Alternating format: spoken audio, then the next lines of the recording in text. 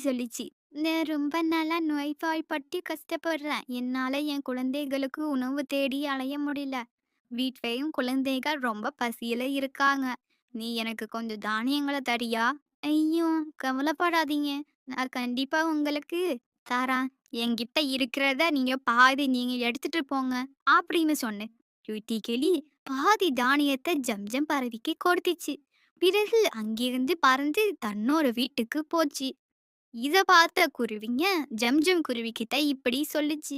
ஜம்ஜம், என் வீட்டுல கூடை நெறைய பழங்கள் இருக்கு. தினமும் பழங்கள் சாப்பிட்டு என் நாக்கு மரத்து போச்சு. நீங்க உங்ககிட்ட இருக்கிற தானியத்தை எனக்கு குடுங்க. நான் அதுக்கு ஈடா என் வீட்ல இருக்கிற மொத்த பழத்தையும் உங்கள்ட்ட தரேன். இப்படின்னு சொன்னதுமே ஜம்ஜம் தான்கிட்ட இருந்த தானியத்த அந்த குருவிட்ட கொடுத்துச்சு. பிறகு ஜம்ஜம கூட்டிட்டு தான் வீட்ட நோக்கி பறந்து போச்சு.